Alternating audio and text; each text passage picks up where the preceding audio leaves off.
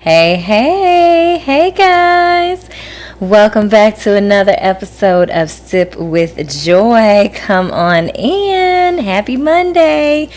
It always feels like the end of the week when I do these episodes, but it is Monday, so welcome back to Sip with Joy, a show about a girl, her wine, and her feelings, and I am that girl. I am your host, Joy M. Hutton, serial entrepreneur and lover of food and wine, of course. Hey, Robin. Hey, Tiffany. Ting.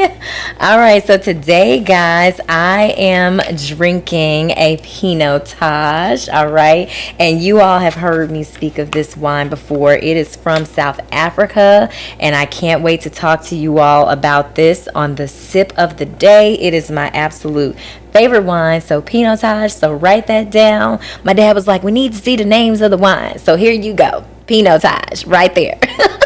So, can't wait to talk about this. This is one of my favorite wines from South Africa, so I'm going to go ahead and take a sip. All right. So, so welcome back again. Today's topic is why would I stop? And the reason why I chose this topic today is because I saw a post from Young Miami. She's a rapper. Saw a post maybe last month, and she said, I'm really having a mental breakdown right now. Haven't slept in days, like I'm tired AF and don't feel like I'm doing, she said, I don't feel like doing nothing. Today, my energy is off. So I want to talk about both sides of that. Like, when should we stop, and should we stop? Like, why would we stop? Like, why would I stop? Song by Big Sean. Because sometimes it's like, why would I? I want to keep going and doing my thing. But there are two sides of that, definitely, and we'll get into both. So I want to talk about, so I'm an entrepreneur, so I say that I talk a lot about entrepreneurship with you guys on here. Hey, Lizzo. And I talk a lot about entrepreneurship, and I started this journey 6 years ago. And really, for me, when I became an entrepreneur, it was kind of born out of a need to just get out of corporate America because I was fed up. I felt like I was being put in a box, and I'm a little bit of a rebel in the workplace, y'all. I don't like to follow all the rules. If people just allow me to do my job, then I'm good. So I just want people to leave me alone. So it was hard for me to be in a traditional workplace because I felt like I was being put in a box, which I do not like being put in a box. And I felt like I also wasn't being challenged. I was one of those little kids like in the classroom that was done with their work early and then want to talk to everybody else and disrupt everybody else. That was me. That child, that's me. So, but I felt like I wasn't being challenged. And still today, like, I'm always constantly thinking of ways of being more innovative in my business and how I can be more creative. That's just the way my brain works. I have the left and right side, technical and analytical. But yeah, so in thinking about entrepreneurship, when I started my business, I was going nonstop. People are like, team no sleep. That's what you got to do as an entrepreneur. Now, sometimes I feel like, yes, when you are growing your business, there are some nights where you will work tirelessly and, you'll pull some all-nighters. But that shouldn't be the norm because your body will respond to that. And I know, my doctor here should be like, yeah, you sit your butt down. Constantly going and going and going to the point where you experience burnout. And work for me, I know, has been a coping mechanism, like to just kind of push through different things that have gone on in my life. And then there are times where I couldn't work because I was just stagnant, like my body just shut down. And, I was experiencing depression when my sister passed and going through a divorce. Like, I was just like, I can't do anything. And sometimes you get to that point where you're just like, I don't feel like getting up today. And there are moments where I've had that happen. Shoot, I still have those days. I ain't gonna sit up here and lie to y'all. I still have those days where I'm like, you know what? I'm tapped out. And my body responds to that. Anybody's body responds to that. So it's listening to your body and knowing when you should stop. Because I know I push myself to the limits. I mean, it was so bad. And this was kind of a wake-up call for me, even though I still be going 100 miles an hour. But it was a real wake-up call when I sat back and reflected on what I was actually doing after my sister had passed. The day before her service, I was responding to emails for a client. Matter of fact, the day after she passed, I was on a call with a potential client about submitting a proposal. But for me, in that moment, it was a defense mechanism because my mind was just gone. And so we do things like that when we experience trauma, whether it's a breakup, whether it's a loss or whatever. Like when I was going through my divorce, I responded way differently. When I lost my sister, I wanted to bury myself in work because that was my way of kind of hiding out and not facing people. But with my divorce, I just kind of shut down because it was taxing on my body going through that tumultuous situation. So escapism, right? Exactly. So, and Robin said we have to rest and restore. We absolutely do. So work is an escape for me, but at the same time, I am learning slowly but surely how to take things off my plate because, my friends and Lydia's in the chat, she makes fun of me all the time, like, so Joy, when you gonna take some off, and I'm like, I did. And she's like, but you just added something else. But I also I'm like a thirst trap for knowledge. I like learning. Like y'all see all these books behind me. I am an avid reader and I love just taking it all in, and which is why I know so much random information. But again, learning when to listen to your body. And then another thing I've spoken about too is being a giver. You have to know when to put yourself first. Like that is something else I'm guilty of, putting other people first and just giving of myself. Even when I was grieving early on in my grief process, I'm still showing up for everybody else. And then again, when I look back on that, I'm like, what was I doing? Why was I still showing up in that way for other people? One, it's because I care. But I had to learn that I needed to set boundaries because I wasn't doing that. I was just still showing up for people, even though I was like dying on the inside. I'm grieving and I'm still showing up for other people. Lydia said, if you're special needs, just say that. I am a little special, but that make you special needs too, because, birds of a feather flock together. So I think that it's important to, definitely be honest about where you are with certain friendships and relationships even, because we be out here just tapping ourselves out. So, taking a step back, because a lot of times we're just going and just giving of ourselves, and we are shorting ourselves. We getting the short end of the stick. Relationship hopping. I talked briefly about this too, just not stopping, just going from one person to the next. Now it's like if you're dating, fine. Now if it was a long-term dating situation and you bouncing from one person to the next, then it's like you got to take a step back and again, take that time to heal from that situation. Because we just going and not taking the time that we need for ourselves. Okay, and then some of us are just a glutton for punishment. We just don't know when to stop putting ourselves in certain situations. Hey, Alicia. Tiffany said it's easier to help others in their stuff than to deal with our own stuff. I definitely do this and had to learn to set a very clear boundary. Absolutely. And I had to do the same thing because I took a step back and there were friendships that I had had for a very long time.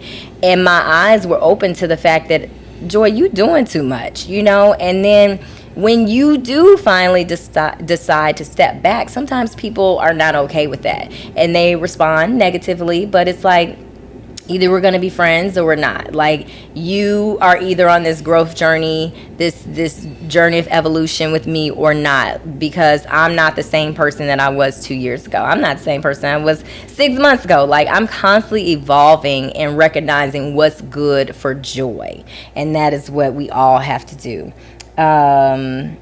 So we gotta set those boundaries, because otherwise we always are mad at the end of the day. We're like, wait, why did I do that? Why did I exhaust all my energy and my time on people? And then it's like, what did I get out of it? Now, sometimes that can be a double-edged sword, because sometimes I say, what did I get out of it? But I had to, like, for example, with my marriage, when I'm like, okay, I poured into this man, and, we never get credit, with men, like, for who they are today. It's like we become the enemy. But I had to look back and say, okay, what did I get out of it? And there were a lot of lessons I gained.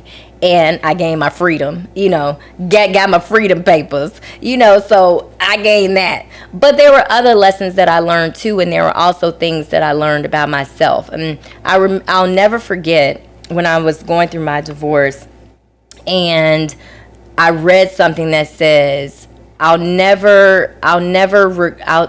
did it say? It said, I'll never regret loving you or having you in my life, because at the time you were what I needed. And at the time, that person really might have been what you needed, because would you have been the person that you are today without that person, raising hell in your life? Would you be the person you are today? The lessons that you've learned, how you've grown, how you've evolved. There are reasons, and, people say, there's a reason for everything, even though I am on the fence about that. But it's like, okay, what was the reason then? And you have to do some soul searching and some self-reflection to figure out what those reasons were, why that person was in your life. Let's see. Elsie. Hey, Elsie. I have learned to not stress myself with certain people. They may think I'm acting new, but I don't care. Exactly. Like, that's something they got to deal with inside. That is not for me to resolve. Tiffany, she said, I gave up a 30-year friendship because the scale was unbalanced and I didn't get the support from that person during the time my father passed away. It was another death for me. Wow. Yeah. And Tiffany, I learned a lot about people too when I was going and still going through my grieving process with my sister. I really saw how people were responding, and it's like, really, okay, I've showed up for all these people and not a single peep. You want to text me about the show, but you don't want to text me about my sister. So that was really hard for me, because especially when like I was mentioning earlier, you're a giver. And you've given and supported people throughout all the things that they're going through. And then when you need people to show up, they're nowhere to be found, or they'll just do their due diligence, like, so sorry for your loss, condolences, whatever. And then you don't hear from these people. Like, this is my life now. This is my new reality. And granted, that's not that person's, but at the same time, if you're a friend, I need you to check on me. Check on me 6 months later, check on me a year from now, but it's just, grief is tough, man. And grief is tough for not just death. It is tough when you're going through a relationship, when you lost a job. Like, those are major life transitions. And when you have people, it's not necessarily that I want you to understand everything that I'm going through, but have some empathy. But like my dad always tells me, everybody's not like you, Joy. So you can't expect people to respond to things the way you would respond. And so I had to realize that. And so I'm like, sometimes I try not to take things personally, because I'm like, that's them. It's not me, it's them. So, and let's see. Hey, Linda, I'm so tired of all the fake folks. Yes. Tiffany said, when I have been up all night with friends. Exactly. LC said, when my mom passed last year, I really learned a lot about my friends of 30 plus years that did not show up at all. Exactly. You really, when you go through a tough situation, you really see who your friends are. And, yeah, I learned a lot about people, and I'm like, wow, okay. Well, thank you for showing me who you really are, because I am going on this journey as Joy M. Hutton, and you're either going to be with me or you're not. But it's interesting. And I've had people turn around when they're going through situations, when they've lost someone. Then all of a sudden, now I know how you feel. Really? But why did you have to experience that? Why did you have to experience that, or divorce, like, oh, I see how you feel now. Really? But you didn't have to fully understand it to be there for me, to be present for me, so you gotta, like, people are something else. People are something else. So I am constantly learning about people, and a lot of these lessons have been really painful, because I am not that person. I am not that friend. And so I try to show up for people how I want people to show up for me. But it's not always reciprocated. So, what can you do? It is just, you have to make peace with it and know that person is in a different box in your life, So take a drink to that. Yeah, right. Lydia said that's where the cutoff starts. Right. Tiffany said, thank God we are wiser. God made me look to him. Yes. Because sometimes we be looking to the wrong people, and people giving bad advice. I saw something from this therapist today, and she said, stop telling people when they are going through a bad situation that it's going to get better. It's going to be all right. You don't want to hear that when you're going through, or it could be worse. Could it? Because I don't really want to hear that right now. How about you say, I don't understand, but I'm here for you however I can serve you as a friend, a mate, whatever. But people always want to, turn the situation around. I don't want to hear your positivity right now. Let me have my moment. Let me sit in my dungeon and deal with what I got to deal with. But, we're just not taught to say the right things, and I don't know why that is, because we should be teaching our children how to respond to situations like that. What to say in a situation when someone is going through a hard time. And hell, as adults, we need to be learning what to say, because I know that, especially in death, you don't know what to say. And sometimes it's best not to say anything and let that person open up to you, because it is very sensitive, and that person is in a very fragile space. In a breakup, you don't want to hear, girl, you gonna find somebody. You don't want to hear that. Just listen. Let that person talk. And if that person says that they have hope, that they're optimistic, then it's fine to be in that space with them. But I think a lot of the times we're always trying to he said a dungeon. What you know what I'm saying? Sometimes you just want to sulk in your space, Toxic positivity. Ooh, yes, Jules. Yes, toxic positivity. That's exactly what it is. Oh, they're in a better place right now. Don't tell me that. You be ready to cut somebody sometimes when they giving you the toxic positivity. I don't want to hear that. And so I try not to do that either. I try to just listen, and if there's an opening where someone wants my opinion on something, then I'll give it. But a lot of the times, I think too, we're always trying to offer solutions or just fill space. Sometimes the space doesn't need to be filled. Sometimes we just need to listen. So Anyway, so I think, in terms of like stopping, it's stopping and listening, stopping and valuing yourself, stopping when your body is tired, like all of that. Like, yes, why would I stop? We're gonna get to that in a second, but also you do need to stop at times, and Marcy said, yes, dungeon cave. I had to sit. Thank goodness my husband guarded the entrance. Woo, yes. Speak, Marcy. But yes, like we be in a sunken place sometimes. We all know, we've all been there in some capacity. If it's not death, it's been relationships or job loss or whatever. We have all experienced some level of darkness before, and sometimes you just want to sit in it. And that also gives you a moment to reflect on it as well, because sometimes I'll be like, okay, like I said, sometimes I'm just like, I'm going to busy myself with this, but sometimes you do have to sit in it.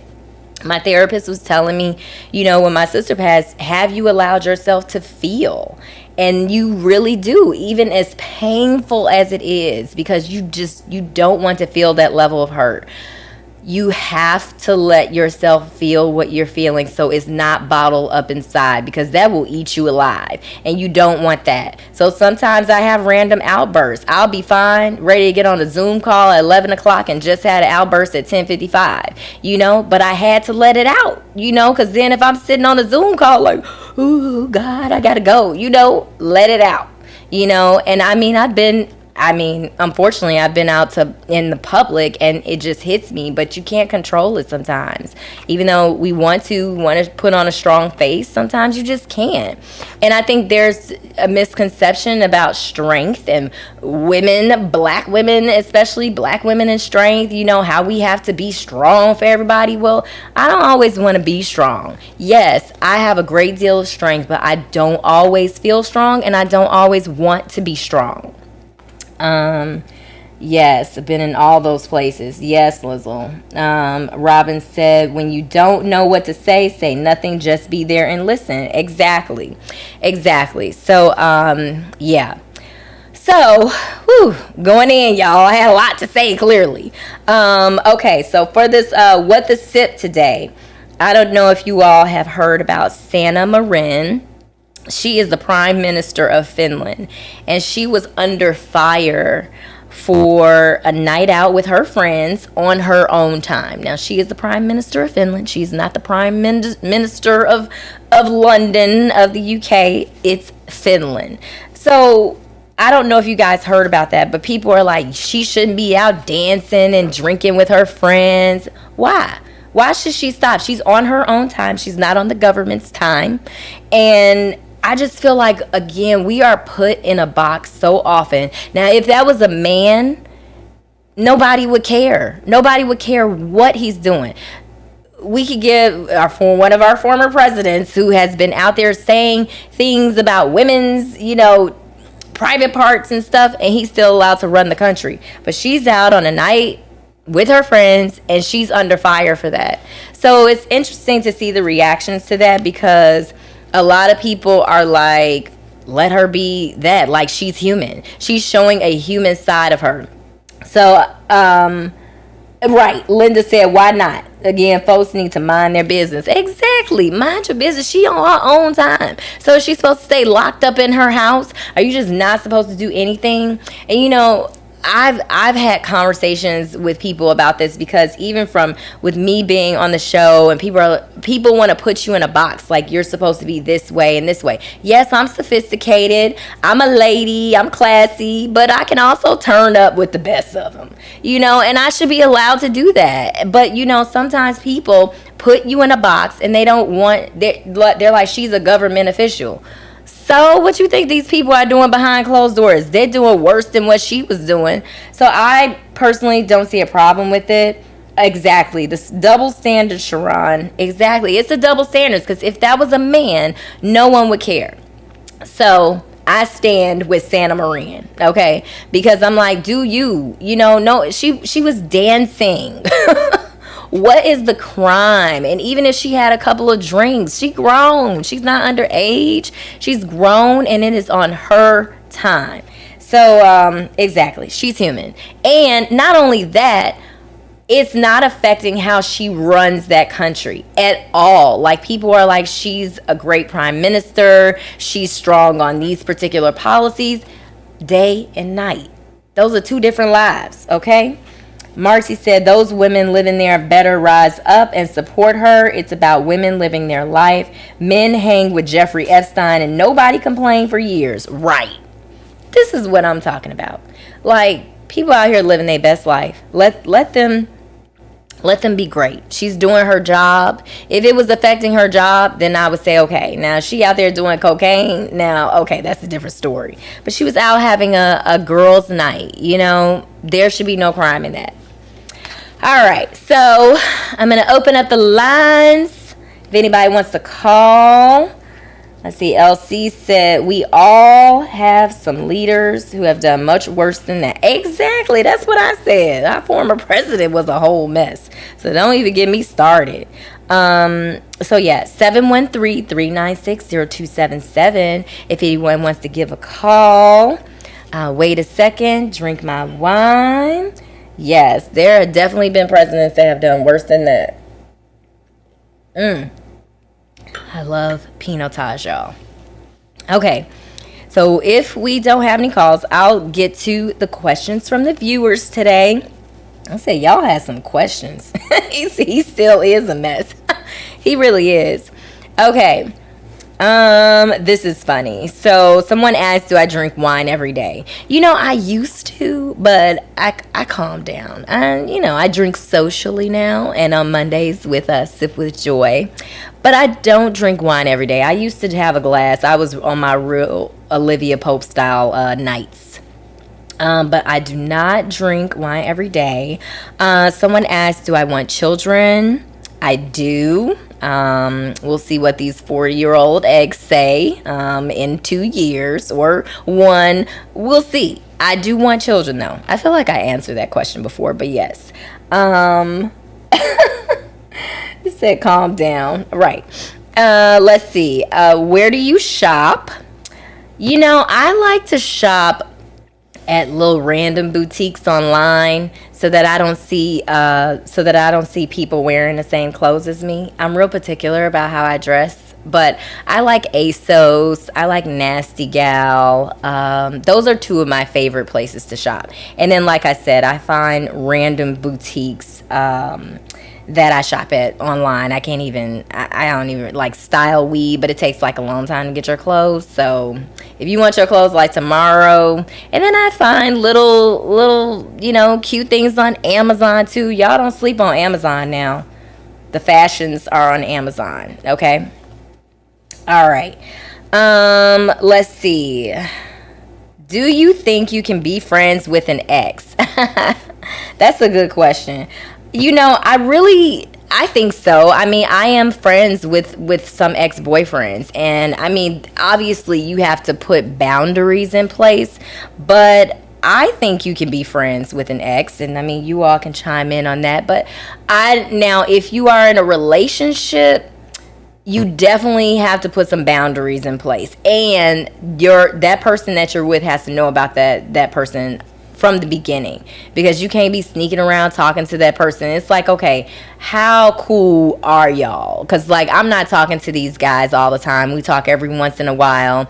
We not hanging out like that. So it's boundaries. Again, setting boundaries. But I know some people are like, no, you shouldn't be friends with your ex. I mean, if it was a friendship from the beginning, like there's one of my ex-boyfriends, we were friends before we got together. So it's kind of like, that's an unbreakable bond. And we ended well too. So we're still friends, but I talk to him like once a year. Okay. Exactly, Marcy. Define the expectations first. And then the last question. I know you're an advocate of therapy. How often do you go? Whew, that's a good question, because yeah, I do. I am an advocate for the therapy, y'all. So, I think, well, okay, I'll put it this way. So when I was going through my divorce, I was going like weekly, and then twice a month, and then once a month. And then I would just go when I felt like I needed just I call it maintenance, a little checkup. And then now, and then I had to do the same thing when my sister passed. I was going weekly and then twice a week. And now I'm down to like every other month. I just go when I feel like I need a little check-in. But I have daily practices that I do as well to keep myself grounded. So, yeah, I am a huge advocate of therapy. All right, y'all. So in closing, we need to listen to our intuition, our bodies, and know our value, because we often know our limitations but continue to push ourselves anyway. So don't push yourself when you know you need to sit down somewhere. A sit down, as my grandmother would say. And then, guys, speaking of sit down somewhere, next week is the season finale, but because I'm holding myself accountable to you guys and to myself, I'm going to give you a date of when I'm returning. So the season finale is next week. I'm taking September off because that's going to be a pretty heavy month for me. And I'm coming back October 3rd, okay? Because I know y'all be like, when you coming back?